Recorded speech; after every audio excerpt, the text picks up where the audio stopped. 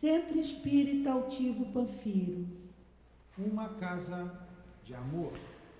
Boa noite aos nossos ouvintes. Que Jesus abençoe a nossa noite de estudos. Vamos dar continuidade ao estudo do Evangelho segundo o Espiritismo. Estamos no capítulo 8, Bem-aventurados que têm puro coração. Vou ler, vamos a partir do item 13, mas eu vou ler o item 11, assinalado por Mateus no capítulo 18. Então a gente vem debatendo sobre esse item há 2 semanas. Hoje a gente encerra o item 11. Se alguém escandalizar um destes pequeninos que creem em mim, melhor seria para ele que lhe pendurasse ao pescoço uma dessas mós que um asno faz girar e que o lançassem no fundo do mar. Ai do mundo por causa dos escândalos, pois é necessário que venham os escândalos, mas ai do homem por quem o escândalo vem. Prestai bem atenção, não desprezeis nenhum destes pequenos, pois eu vos declaro que no céu seus anjos veem incessantemente a face de meu Pai que está nos céus, porque o Filho do Homem veio para salvar o que estava perdido. Se a vossa mão ou o vosso pé for motivo de escândalo, cortai-os e lançai-o longe de vós. É bem melhor que entreis na vida com um pé ou mão a menos do que tende 2 mãos ou 2 pés e serdes lançados no fogo do eterno. E se o vosso olho é motivo de escândalo, arrancai-o e jogai-o longe de vós. É melhor que entreis na vida com um só olho ou ter os 2 e serdes lançados no fogo do inferno. Mateus 18, versículos 6 a 11. Mestre Jesus, inspira-nos nesta noite de estudos. Que seja em teu nome e em nome de Deus, dos guias aqui presentes, do nosso irmão altivo, em nome do amor, do nosso amor, e iniciamos então estes estudos em torno do Evangelho. Que assim seja. Vamos lá. Ele veio explicando essa passagem no 12, agora vamos para o 13. Mas vou fazer as mesmas perguntas da semana passada, porque tem uma porção de gente nova aqui. Aliás, mudou todo mundo. Quem tinha que vir hoje não chegou ainda. Vamos lá. Quem de sã consciência... Primeira coisa, o que é o escândalo? O que é o escândalo? Segundo, quem de sã consciência ia arrancar o olho? Vocês têm coragem de arrancar o olho? O pé, a mão? Para não errar mais? Ah, eu tenho o vício do roubo, eu gosto de roubar. Quer saber, não vou roubar mais. Vou pegar um facão e pum, cortar a minha mão fora para não roubar mais. Alguém faz isso? Não faz. Ninguém tem coragem de fazer isso. Porque os vícios pertencem à alma e não ao corpo. Eu me lembro, certa vez, já contei aqui, a pessoa que ela tinha desejo por crianças, era um adulto, e ele lutava muito contra isso, e ele se castrou. O problema não está no órgão, o problema está na cabeça, está na alma, está na mente. É a mente que tem que ser corrigida, a nossa alma. O pensamento é um atributo do espírito. Quem pensa é o espírito, não é o corpo, não é o cérebro. O cérebro é um órgão, o cérebro é um instrumento, é o veículo do pensamento, mas o pensamento é do espírito. Mas se vocês entenderem que o escândalo é aquilo que provoca escândalo. Já viram alguém rodar a baiana por aí? Fazer um escândalo, né, Irineia? Já rodou a baiana, Irineia? Algumas vezes, né? No passado, ainda bem, tudo pertence ao passado. Pois é. Como ele disse aqui, o escândalo na acepção evangélica, na acepção comum, é tudo aquilo que choca a moral e a decência. Mas no sentido evangélico, ela é muito mais ampla, é empregado com muito mais amplitude. Não é somente aquilo que agride a consciência, mas é tudo que resulta dos vícios, das imperfeições do homem. Isso que é escândalo no sentido evangélico, tudo que resulta dos vícios. Eu não falei que o camarada lá se castrou, cortou o órgão genital e jogou fora? E aquilo ali foi um escândalo. Olha só, de onde vinha aquilo? Do pensamento, do sentimento. É muito mais rápido. Quando alguém mata alguém, tira a vida de alguém, não provoca um escândalo? É um escândalo, um mal maior. Quando você rouba, quando você mata, o que resulta dos vícios, o suicídio. Mas Jesus colocou aqui, eu estou voltando um pouquinho, Maiara, porque muito aluno novo. Tudo que resulta desses vícios é considerado um escândalo. Mas Jesus colocou aqui, Mateus assinalou, que o escândalo era necessário. Mas ao mesmo tempo ele disse, ai daquele que é motivo de escândalo. Por exemplo, para vocês entenderem, a Dilane, com essa cara de mal que ela tem, matou o Tiago. Bem que o Tiago merecia mesmo. Acabou com a vida do Tiago. É um escândalo ou não é um escândalo? O escândalo era necessário. Por que Deus permitiu que o Tiago fosse morto pela mão da Dilane? Porque o Tiago estava devendo a lei de Deus. Provavelmente ele fez isso com alguém. Olha, não é olho por olho, dente por dente, é diferente. Porque olho por olho, dente por dente nunca teria um fim. Porque o Tiago ia sofrer a consequência dos atos dele, independente da Dilane. A Dilane que foi motivo de escândalo, se tornou uma assassina. E ela vai ter que responder pelo crime que ela cometeu.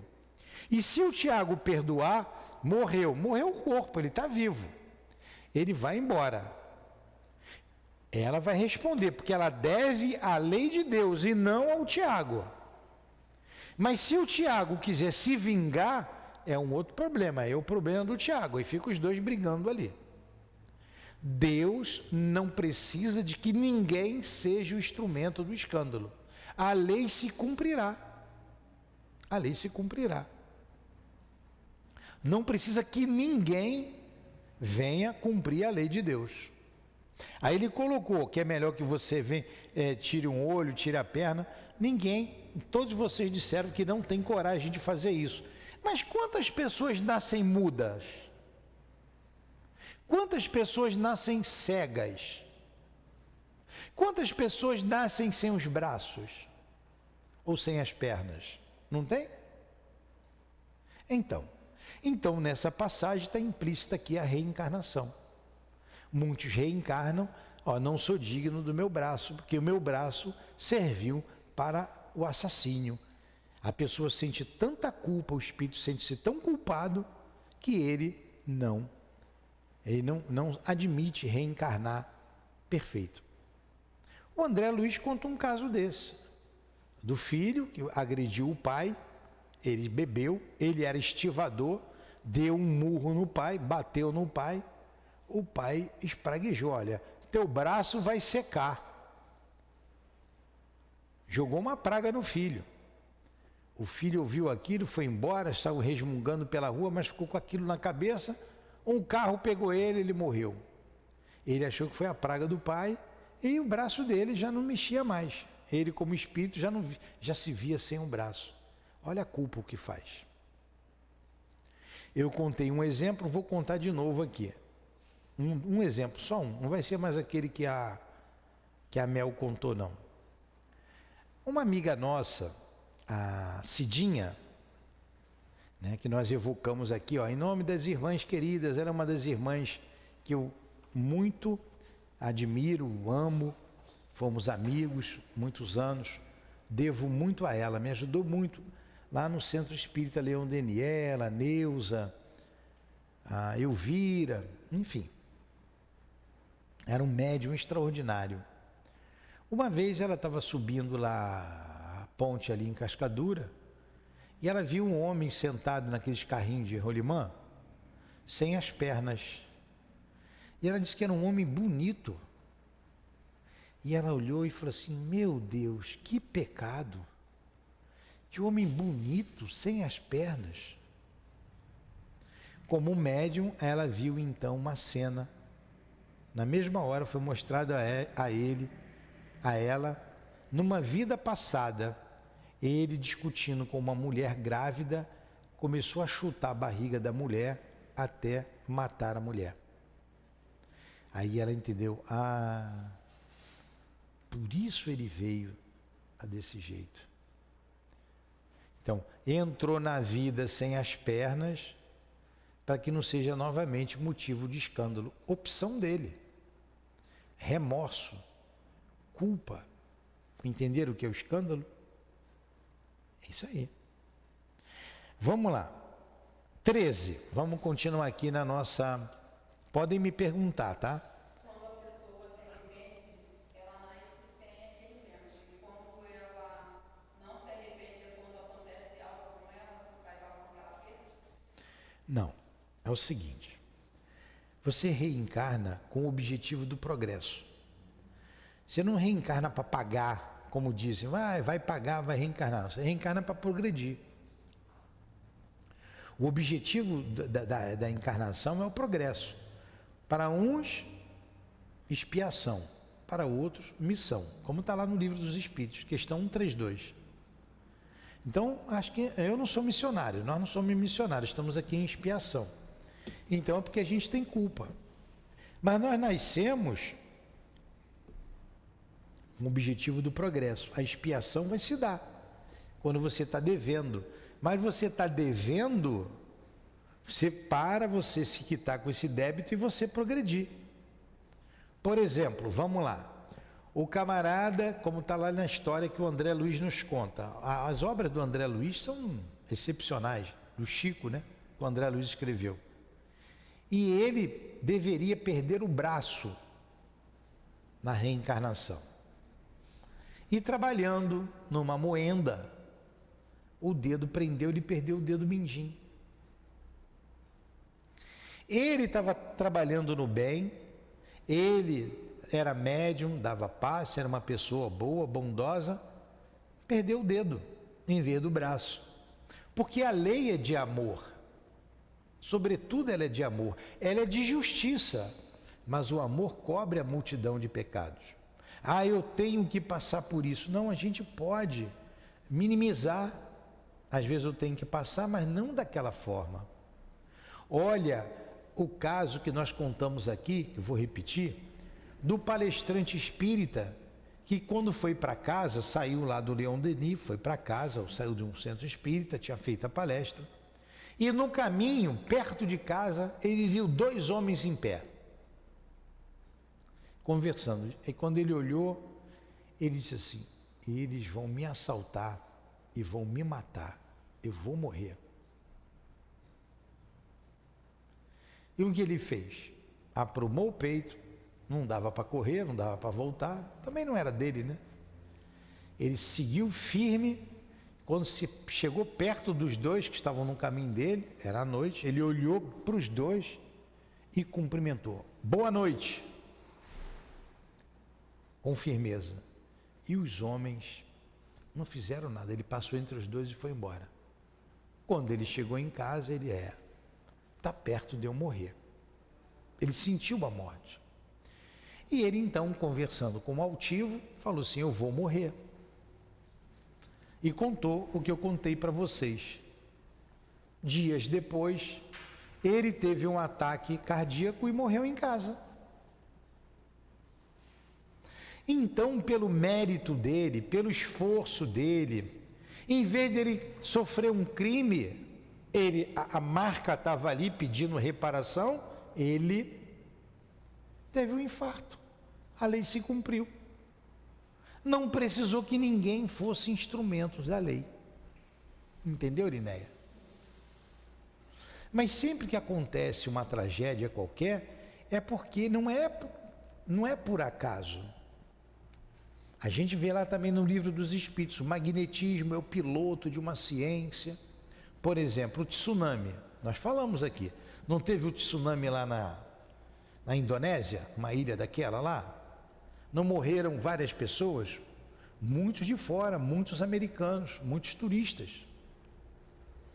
Os espíritos sabiam que aquilo ia acontecer, o tsunami? Sabiam. Os espíritos trabalham nos fenômenos da natureza. O que fez o magnetismo? Atraiu todo mundo para lá. Tinham que perecer daquela forma. A lei se cumpriu. Mas não precisou ninguém afogar ninguém. Não precisou chegar a pegar e lavar. Tu vai morrer porque tu matou afogado. Porque eles deviam à lei. Olha, cai um avião. Já falamos várias vezes aqui. Só entra no voo quem tem que morrer. Tem gente que briga para entrar, é barrado. Tem gente que fica presa no trânsito, perde o voo. Depois caiu o avião. Já contei vários exemplos desse aqui. A lei junta as pessoas que precisam passar por aquilo. Contei também de Judas e Jesus. Judas foi instrumento do escândalo. Ele quis ser. Jesus não estava nem aí. Jesus eu não sei nem se ele perdoou, porque eu acho que ele não se sentiu nem ofendido. Porque para perdoar a gente tem que se sentir ofendido, né? Jesus nem se sentiu ofendido. Lamentou por Judas. Mas com quem ficou o problema? Com Judas. Agora, Jesus precisava passar por aquilo? Não, porque Jesus veio em missão, não em expiação. O mundo é cruel, o mundo é duro para esses grandes missionários. É como um temporal. Está chovendo lá fora. Tá? Vocês têm que ir para casa. Não tem jeito, vocês vão se molhar. Mesmo que tenha trazido o guarda-chuva, colocado a capa, alguns respingos vocês vão tomar. Pisar numa poça. Agora, quem estiver sem nada vai chegar igual um pinto em casa, né? Todo molhado. Então, a Terra, como é um planeta de provas e expiação, um planeta inferior, é como se fosse um temporal. Quem está aqui vai sofrer as consequências do planeta. Mesmo que não esteja devendo, mesmo que venha em missão, como aconteceu com Cristo. E acontece com muitas pessoas. Entendeu, Elinéia? Se não seria a lei de Talião, olho por olho, dente por dente, matou, morreu, outro vai me matar também. Aí seria uma... Falamos da Inquisição. Quem sofreu, precisava passar por aquilo. Mas quem fez sofrer, não precisava fazer aquilo. Foi o motivo do escândalo. A escravidão, quem fez, foi o escândalo, foi o motivo do escândalo. Não precisava fazer aquilo. As consequências são fatais. Por isso dissemos, tem consequências dessas situações até hoje. Provas coletivas. Vê a cidade do Rio de Janeiro como é suja. Ô lugarzinho sujo. Acho que mais sujo do que aqui só a Bahia. Lá no Pelourinho, a gente já foi lá. Não posso falar mal dos outros não, posso falar da minha cidade. Isso é fruto da escravidão.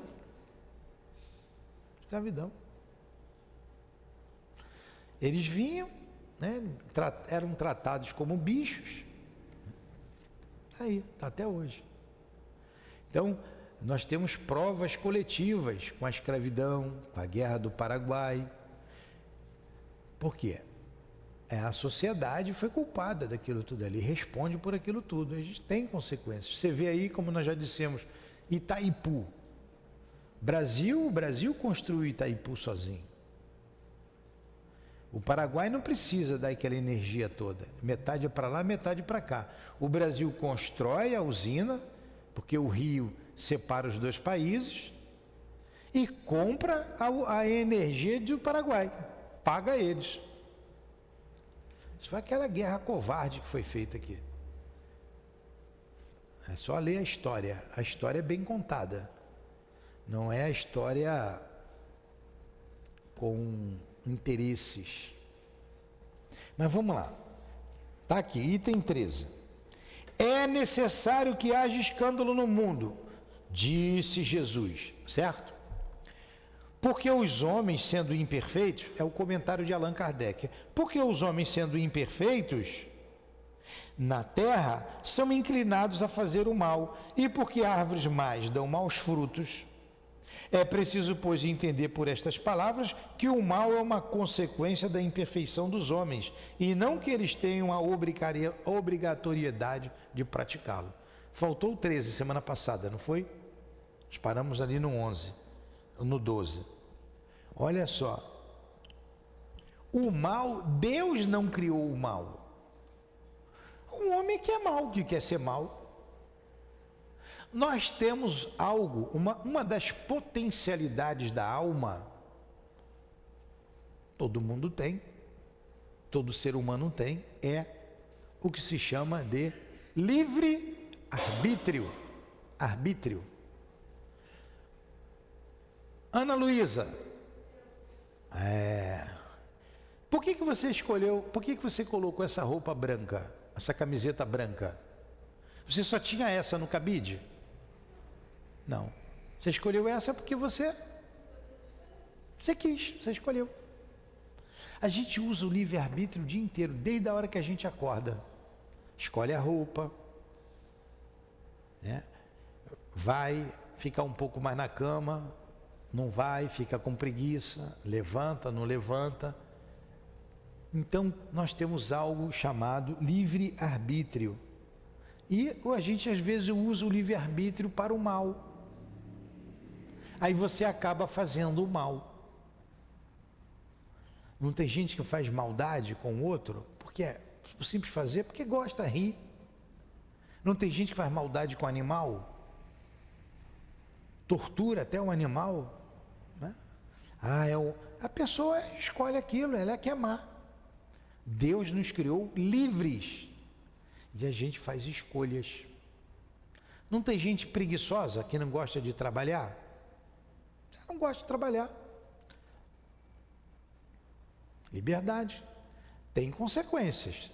Tudo tem consequência, para o bem ou para o mal. Então Deus não criou o mal. Então Deus criou o diabo. Quem foi que criou o diabo? Diabo existe? O homem que criou a cabeça do homem. Cabeça do homem. Deus não criou o mal.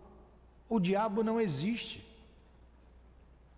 Agora, se você ficar falando diabo, diabo, diabo o dia inteiro chamando, o diabo aparece de chifre e rabo vermelhinho com um garfo na mão. Claro, você está criando, está chamando, você plasma até. É fictício, plasma aquela figura. Agora, tem almas, tem homens que morrem e são maus, querem assustar e aparece como diabo. Aí vocês vão dizer, como é que pode, né? Para quê? Tem espírito que tem cara de morcego, é assustador, vampiro. Fica aí voando aí pela rua e pegando os incautos. No carnaval não tem uma opção de bobo que bota máscara? Para assustar a criancinha? Não tem bobo que gosta de dar susto nos outros, Elinéia? Tem, né? Aí, só para dar susto no outro. Tem gente para tudo. Morre não é diferente. Então o mal não foi criação de Deus, criação do homem. Entenderam isso? Então, porque o homem quer. Alguma pergunta? Cuidado com a sua enfatizando. Tem. Depois eu vou te pegar no escuro, tá? Às vezes eu brinco ali, fico escondido ali, caem toda hora.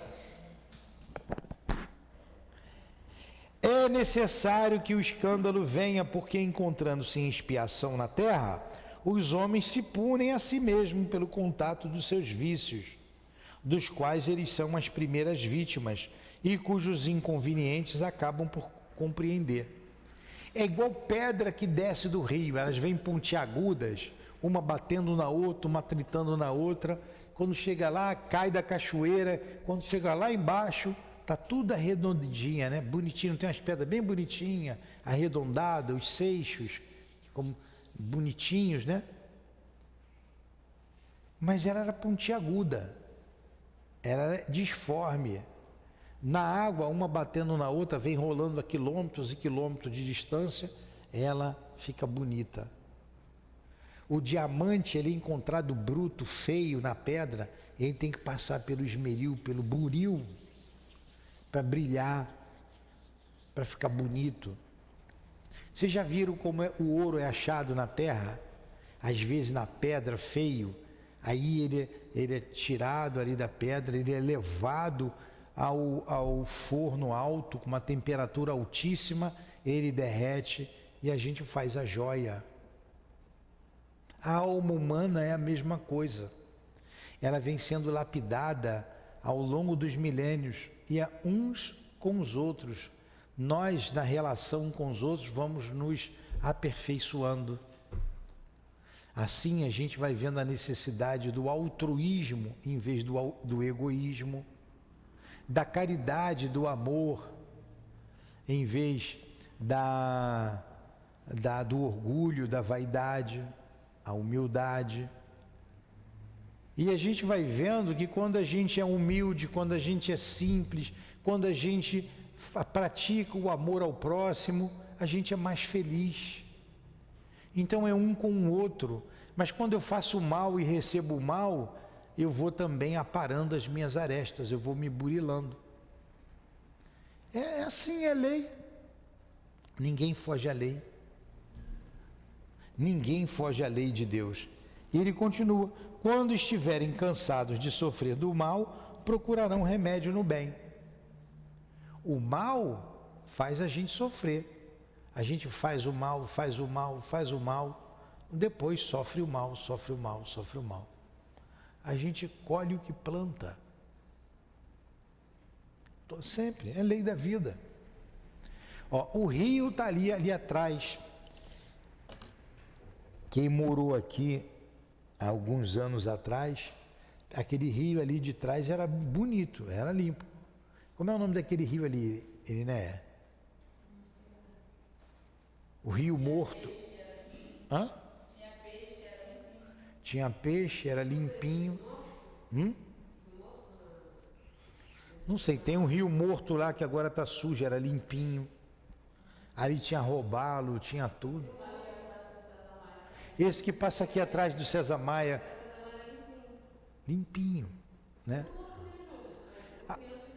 Foi Deus que sujou o rio.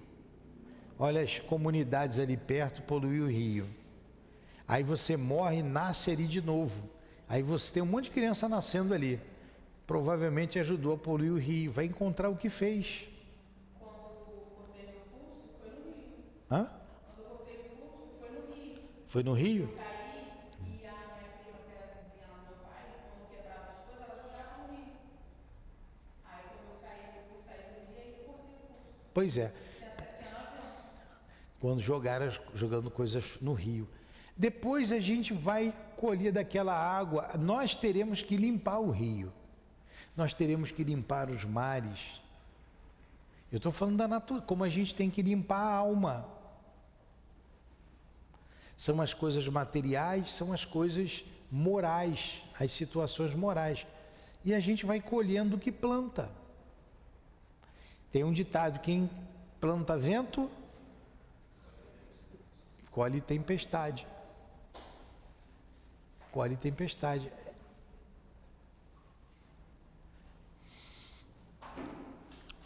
A reação desses vícios serve, portanto, ao mesmo tempo de castigo para uns e de prova para outros. É assim que Deus faz do mal surgir o bem, e que os próprios homens aprovem as coisas más ou negativas. Você sabe como se dá a mediunidade? Por que a pessoa é médium ostensivo, hein? Vê o espírito, ouve, escreve, fala. O que traz a ostensividade da mediunidade?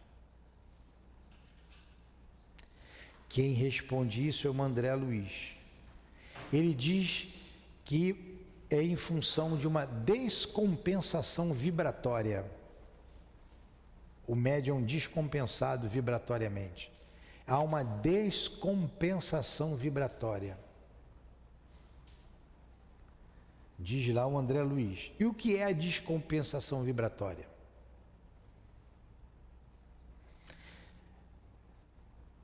A gente traz o corpo espiritual, a gente traz o corpo físico.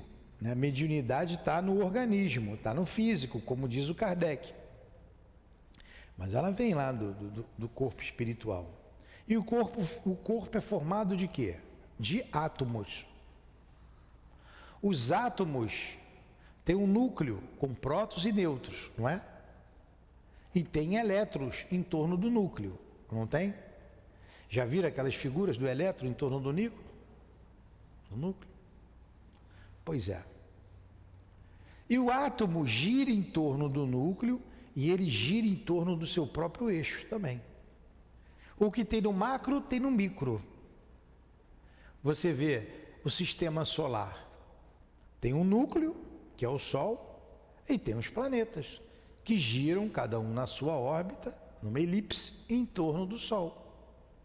E além de girar em torno do Sol, eles giram em torno do seu próprio eixo, não é? A Terra não tem um movimento de rotação e translação?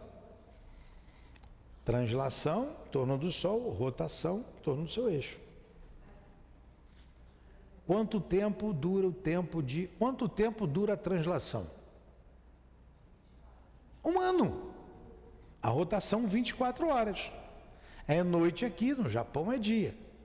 O elétron no micro é a mesma coisa. Então esse giro que o elétron dá em torno do seu próprio eixo se chama spin. Aula de química, hein? Gratuita. Chama-se spin. É o giro do elétron em torno do seu próprio eixo.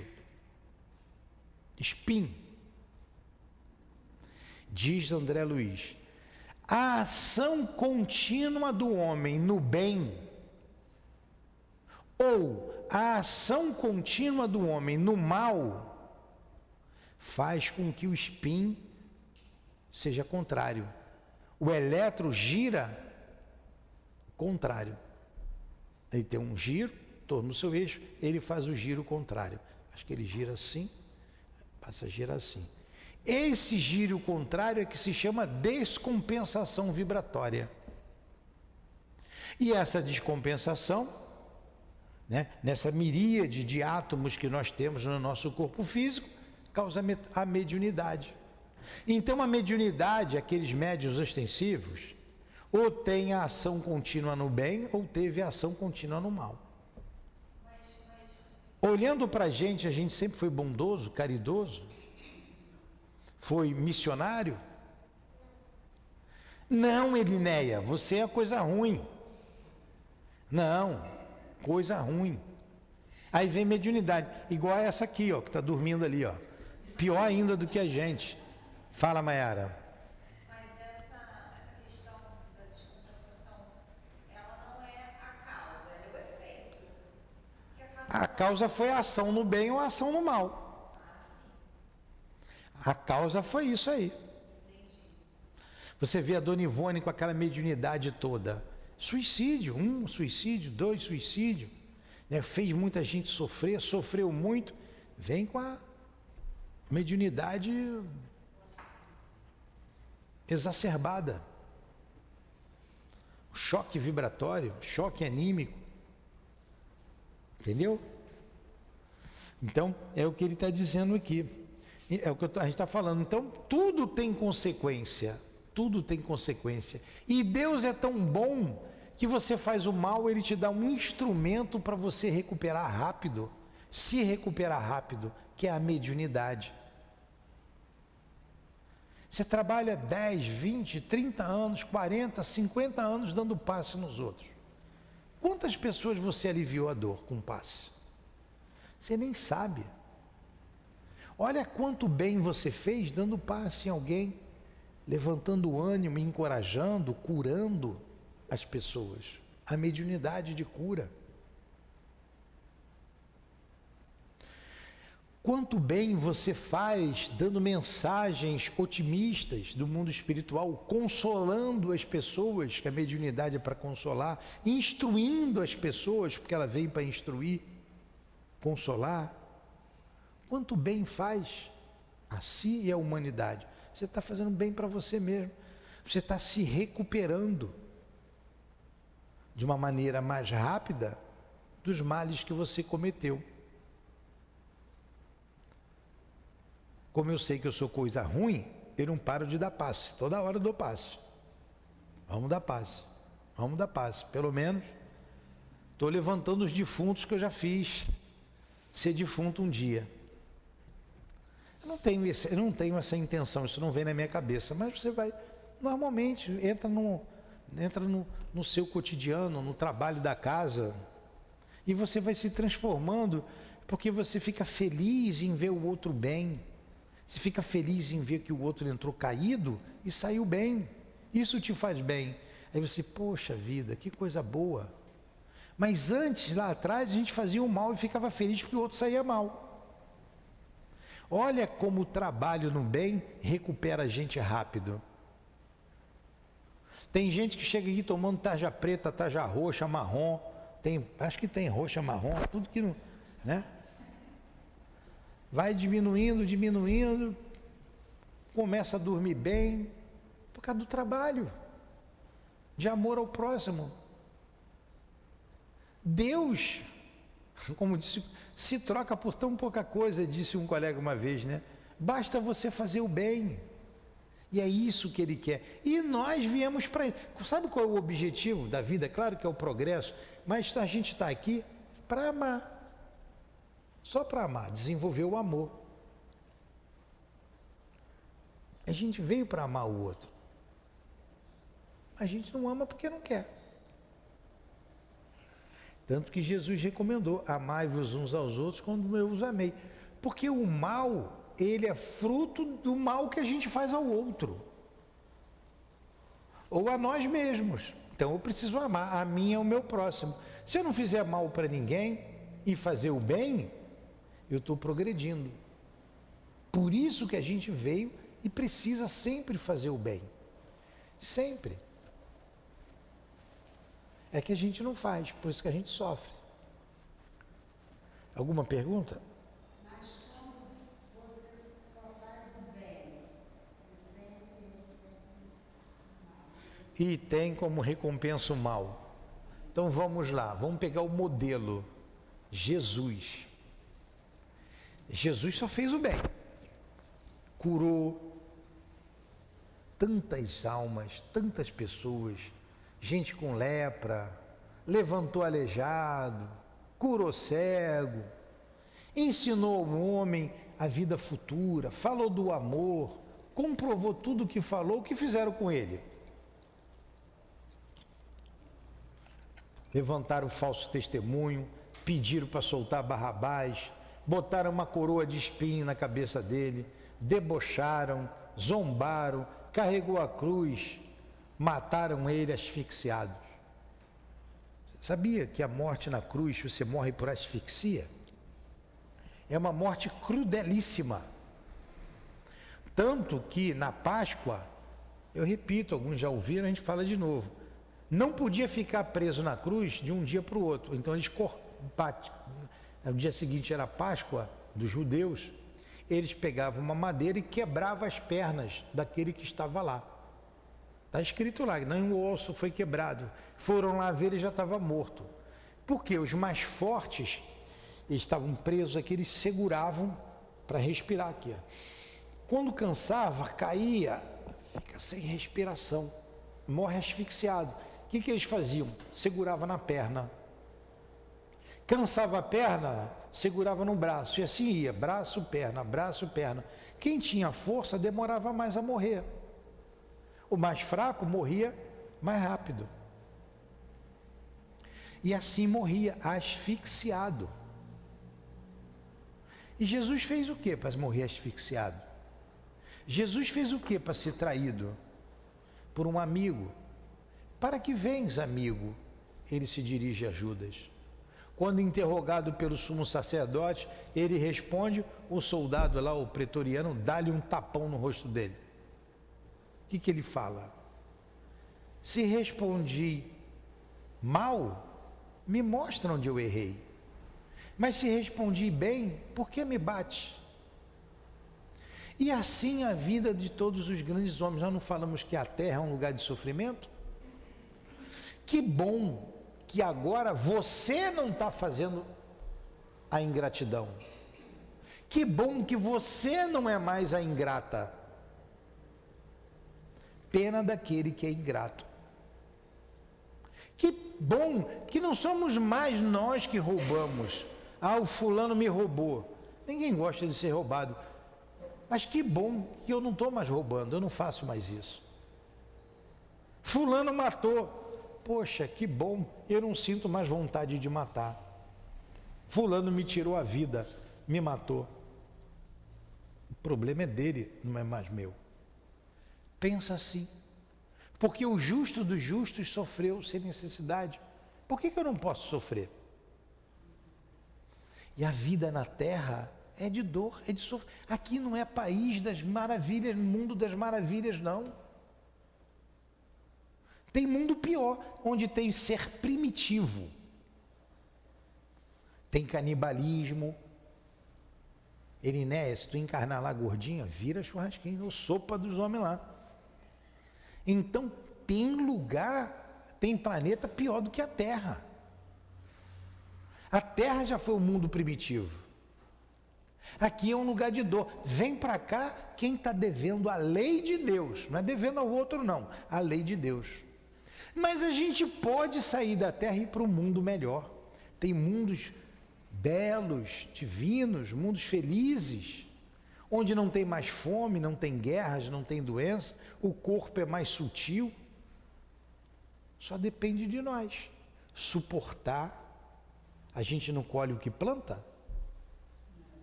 Colhe o que planta. Suportar a parte que nos toca e sempre fazer o bem na medida das nossas forças. Quando essa vida passar, que é rápido, a vida passa rápido e tudo passa, a gente vai alçar voos para regiões melhores e vamos compreender melhor o outro e até agradecer o sofrimento que a gente teve. Guardem isso, vocês se souberem sofrer, vão agradecer o sofrimento. Entendeu? Olha, feliz somos nós, feliz é você que já não faz ninguém mais sofrer.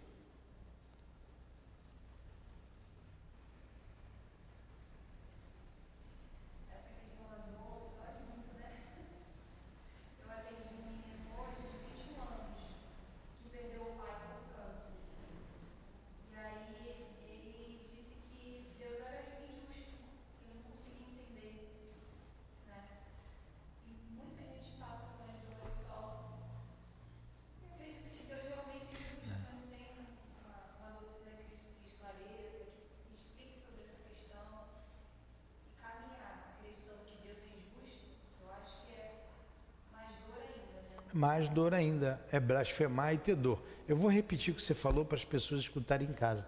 A Maiara disse que falou com um rapaz, né, de 21 anos, estava dizendo que Deus é injusto, que Deus não existe porque o pai dele morreu de câncer. É o nível de compreensão dele a respeito da vida. Por quê? A doença é a consequência de algo que ele precisava passar. E que se ele soubesse que a vida continua, que ele pode ter notícias do pai dele, que ele pode sonhar com o pai dele, ele certamente ia pensar diferente. Né? A gente fica com pena, mas o que a gente vai fazer? Nós temos o livre-arbítrio. Entenderam isso? Vamos terminar aqui, que está na hora de terminar, vocês estão com cara de cansado. Vocês duas que assistiram as 2 aulas estão cansadas, né? Como é que é seu nome, você de amarelo? Edilane. Edilane? E Edilane, achei uma igualzinho com seu nome ali, ó. Charada Edilane. Ela é Adilane, você é Edilane? Edilânia. Parecido. É a primeira vez que você vem à casa, Edilânia? Você está gostando, Edilânia? É um esclarecimento, né? Vai conversando, às vezes, muito tempo cansa, mas já vai acabar. Quer perguntar alguma coisa, Edilânia? Não?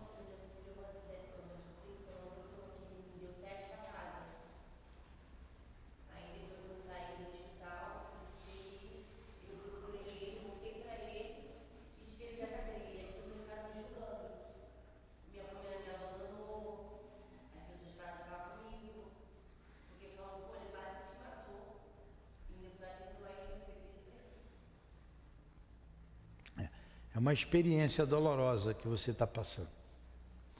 Vamos lá, vamos continuar aqui, vamos terminar aqui, a 15.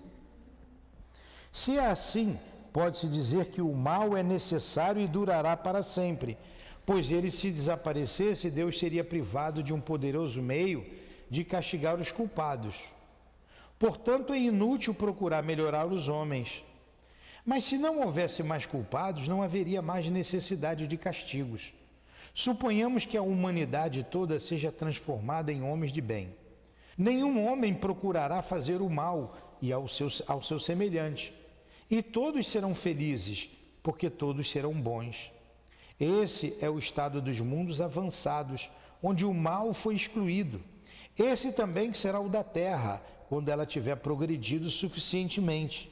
Porém, enquanto certos mundos avançam, outros se formam, povoados de espíritos primitivos, e que servem, além disso, de habitação e de exílio, e de lugar de expiação para espíritos imperfeitos, rebeldes e obstinados ao mal, e que são rejeitados pelos mundos que se tornam felizes.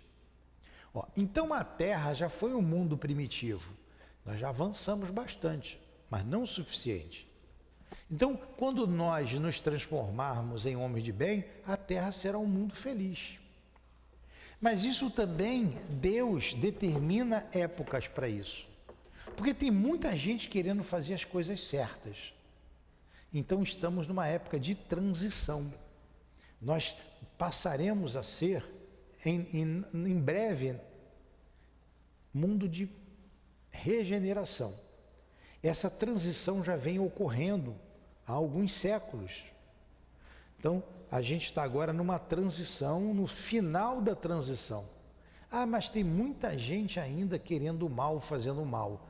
Foi dada oportunidade às trevas, muitos espíritos que estavam nas trevas, reencarnarem. Aí você vê em posição de destaque, de mando, na política, na nossa sociedade, homens inteligentíssimos, mas fazendo mal. Aí o que a lei faz? Como ele disse aqui, mundos são criados, todos os instantes. Deus está sempre criando. Então esses espíritos inteligentíssimos, voltados para o mal, não querem deixar os homens progredirem. Eles saem desse planeta, vão para um outro planeta em formação, onde a vida é muito dura. Eles vão ensinar o que aprendeu para aqueles seres primitivos e ali eles vão se recuperar. São mundos de muita dor. A gente não tem ideia do que seja um mundo primitivo. E reencarnam espíritos aqui na Terra mais elevados para ajudar no progresso da humanidade, no progresso moral. Intelectualmente nós estamos bem avançados, mas moralmente nós estamos muito atrasados. Então é necessário que venham espíritos para alavancar o progresso moral da humanidade. A doutrina espírita veio para isso, para alavancar o progresso moral da humanidade. Porque essas verdades, a reencarnação, a imortalidade, enfim, isso será divulgado para todo o planeta e as pessoas, tendo a certeza disso, vão modificar o seu proceder, vão crescer mais rápido. Aí vocês vão entender, como eu já disse aqui, quem escuta sempre, fica repetitivo, eu sei disso, a história de Adão e Eva. Eles foram expulsos do paraíso, não foi? Porque Adão e Eva foram rebeldes. Está lá. Deus recomendou não mexer lá num determinado lugar. Rebeldes mexeram, foram expulsos do paraíso. Aí lamentaram o paraíso depois, né? Poxa, eu era feliz e não sabia. Então essa história contra uma realidade. A humanidade não começou com Adão e Eva. Aquilo ali é uma linguagem figurada que conta uma verdade. Tanto que eles tiveram 2 filhos, Caim e Abel. Caim matou Abel. Caim se casou com quem? Se só tinha os 2. Então mostra que seres vieram para cá, para o planeta Terra, o planeta primitivo ainda, quando chegaram aqui, caramba, eu era feliz e não sabia. Vieram essas civilizações antigas, que a gente conhece como os egípcios antigos, como diz Emmanuel, a raça hindu, os egípcios, ao que deu a raça europeia, que são os arianos, a raça branca, e os judeus, o povo judeu. Esses 4 grupos de espíritos vieram de um outro planeta, chamado... Como é que é o nome do planeta que eles foram expulsos? Capela. Muitos já voltaram para lá. Lamentaram o paraíso perdido, eu era feliz e não sabia. Muitos aqui da Terra já estão saindo daqui. E vai se repetir a história de Adão e Eva lá. Eu era feliz e não sabia. Eu estava fazendo mal, fazendo guerra, complicando. E a Terra se tornará um mundo feliz. Tudo bem? Podemos parar por aqui. Faltou o 16 e o 17. A gente acaba, mas não chega no fim, né? Vocês gostaram da aula? Sim. Se não gostaram, eu começo tudo de novo para fazer diferente, para ver se vocês gostam. Não vai ter mais cadeia quando o mundo for feliz. Vai prender quem, se todo mundo é bom? Ninguém vai fazer o mal para ninguém. Não vai mais precisar polícia, que cada um vai se vigiar. Não vai precisar mais de militar, de quartel para fazer guerra, não vai ter mais guerra. Um espírito disse para a gente assim, lá no mundo em que eu vivo, ninguém fala mal de ninguém. Porque se ninguém pensa mal de ninguém, sequer pensa mal do outro. Porque se pensar, aparece uma tarja preta na testa, e todo mundo vê, e fulano está pensando mal, e ele vai passar vergonha. Dá para a gente fazer isso aqui na Terra? E andar todo mundo de boné assim, né? Isso é conquista, deixar de falar mal da vida alheia. Por isso que você deixou esse cabelo crescer e cair aí na testa, né, Adriana? É isso aí. Então, vamos agradecer a Jesus, agradecer a Deus, aos bons espíritos que aqui estão, que nos incentivaram, que nos ajudaram a compreender o Evangelho nesta noite tão agradável de estudos doutrinários. Abençoa, Senhor, a nossa casa, os nossos propósitos de sermos criaturas melhores. Conduza-nos de volta aos nossos lares, em paz, em segurança, e que a nossa noite de sono seja proveitosa. E durante o desprendimento, na madrugada, traga-nos para cá, para a nossa casa de amor, para estudarmos, para melhor compreendermos, recordarmos a vida e trabalharmos no bem. Proteja nossos lares, nossas famílias. Proteja a todos nós. Precisamos de ajuda, a terra precisa de ajuda. Pedimos pelos irmãos sofredores de todos os matizes, os irmãos suicidas, para quem dirigimos esta reunião, que eles tenham esperança, que eles tenham alívio em suas dores, Senhor, que o teu bálsamo amoroso, curador, possa envolvê-los. E assim nos despedimos em teu nome e em nome de Deus, em nome dos guias aqui presentes, em nome do altivo e da direção espiritual da nossa casa de amor, em nome do amor, do nosso amor, minha querida, do teu amor, Senhor, e do amor de Deus, nosso Pai, acima de tudo, encerramos os estudos da noite de hoje. Que assim seja.